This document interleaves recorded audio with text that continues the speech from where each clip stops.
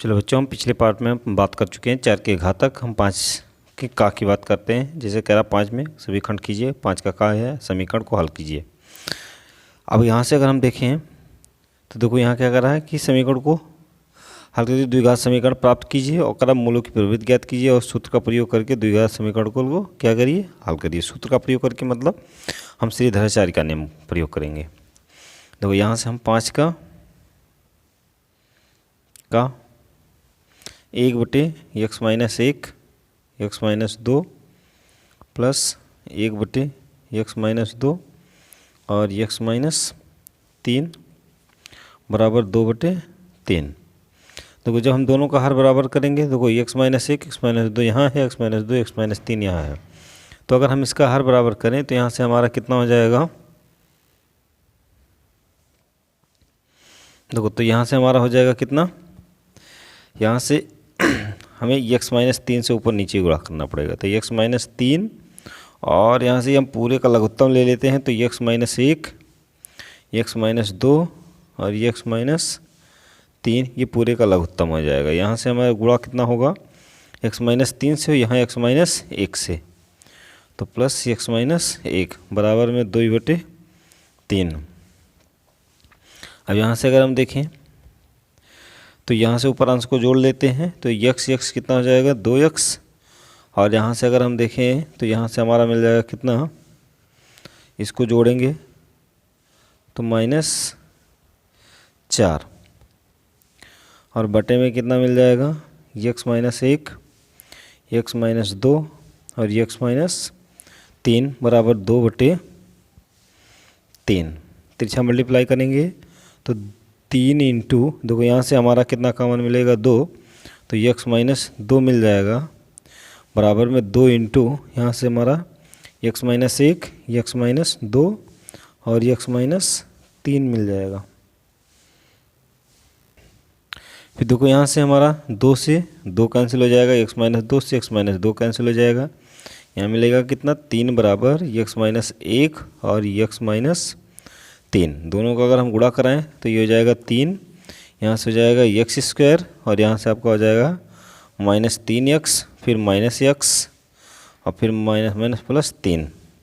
तो 3 से 3 भी क्या होगा, कट जाएगा। यहाँ से मिलेगा x² -3x और एक 4x और बराबर में कितना हो जाएगा, 0। x अगर यहाँ से हम कॉमन लेते हैं तो ये हो जाएगा x-4 बराबर कितना, 0। अगर यहाँ से हम इसको हल करते हैं तो यहाँ से हमें देखो मिल गया कितना, एक x बराबर 0 हो जाएगा, एक x बराबर कितना हो जाएगा, 4 हो जाएगा। ये हमारा दोनों आंसर हो जाएगा। फिर हम बात करें, इसी में हमें निकालना था क्या, द्विघात समीकरण बनाना था, तो ये हमारा एक द्विघात समीकरण बन गया, एक आंसर हमारा यहाँ हो गया। फिर कह रहा मूलों की इसमें प्रवृत्ति बताइए। अगर हम मूलों की प्रवृत्ति बताते हैं तो देखो x² -4x और बराबर 0, या हम कर दें +0 बराबर 0, क्योंकि यहाँ c की वैल्यू 0 है। तो हमारे मूलों की प्रवृत्ति क्या आती है, b² -4ac बराबर 0 है। तो मूलों की प्रवृत्ति वास्तविक एवं समान होगा। तो यहाँ से अगर हम रखते हैं तो देखो b की वैल्यू यहाँ -4 का होल स्क्वायर, और यहाँ से अगर देखें 4 गुणे a की वैल्यू 1 और c की वैल्यू 0 बराबर 0, तो यहाँ से माइनस, यहाँ से हम कहेंगे माइनस का वर्ग करेंगे तो 16 प्लस के साथ, तो ये प्लस -0 हो जाएगा बराबर 0।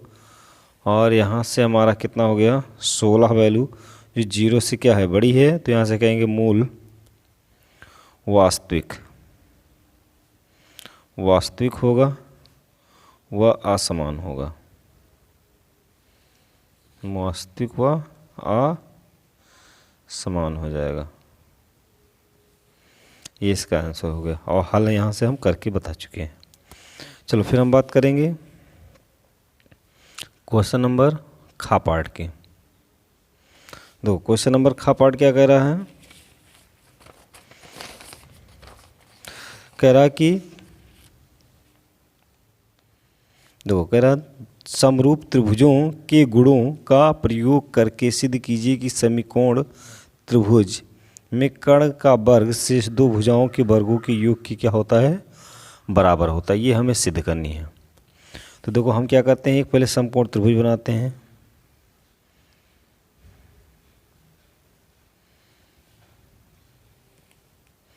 देखो ये हमारा एक समकोण त्रिभुज बन गया। इसमें यह कोण आपका 90 डिग्री। हम क्या करते हैं, जब यहाँ पे हम लंब खींचते हैं तो यहाँ पर 90 अंश का कोण बनाता है, 90 अंश। ठीक, तो ये देखो 90 अंश के एक सामने ये कोण हो जाएगा और एक ये 90 बनेगा और एक 90 अंश के सामने ये कोण हो जाएगा। मान लीजिए यहाँ था B, यहाँ था A और यहाँ था C, और यहाँ मान लो D पर वो काटता है। तो देखो हमारी त्रिभुज, देखो यहाँ से हम बात करें 5 का खा, देखो 5 के खा में त्रिभुज ABC में, C में कर्ण जो है वो AC है। ठीक, और त्रिभुज BDC में कर्ण कौन है, BC है।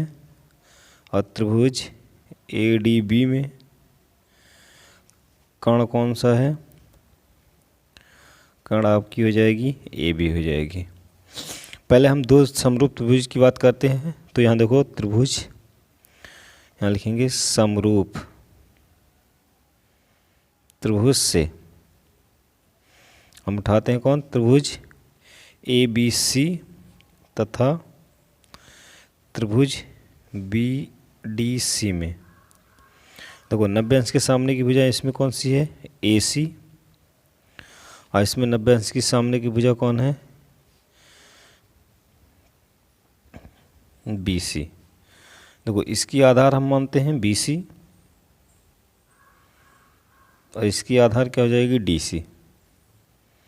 तो इसे मल्टीप्लाई करेंगे तो ये हो जाएगा BC² बराबर AC इंटू DC। इसे हम समीकरण 1 मानते हैं। ठीक, फिर यहाँ से दूसरा त्रिभुज उठाते हैं, त्रिभुज ABC तथा त्रिभुज यहाँ से ADB में। देखो यहाँ से हमारी 90 अंश के सम्मुख भुजा अगर हम देखते हैं, देखो 90 अंश के यहाँ सम्मुख भुजा देखते हैं तो ये AC मिलेगा, और यहाँ इस 90 अंश के सम्मुख भुजा देखेंगे तो AB मिलेगा।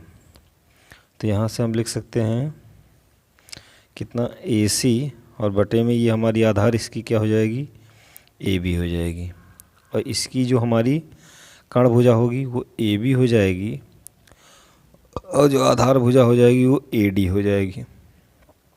तो मल्टीप्लाई करेंगे तो AB² बराबर AC इंटू AD। ये हमारा समीकरण 2 रहा। हम क्या करेंगे, समीकरण 1 तथा 2 को जोड़ देंगे। जोड़ने पर तो देखो जोड़ेंगे तो ये हो जाएगा यहाँ देखो BC² प्लस AB², यहाँ से मिलेगा AC इंटू DC और प्लस AC इंटू AD। अब AB² प्लस BC², और यहाँ से देखो हमारी जो वैल्यू है, तो AC अगर कॉमन लेते हैं, यहाँ से AC कॉमन लेंगे तो यहाँ DC और प्लस क्या मिलेगा, AD मिलेगा।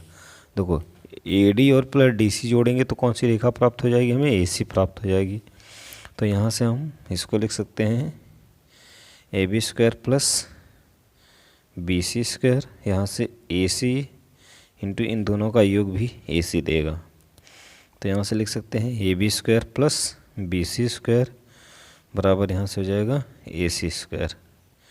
ये हमारा क्या हो जाएगा, ABC त्रिभुज की 2 भुजाएं हैं और ये कर्ण भुजा है। क्या है, तो दोनों भुजाओं के वर्ग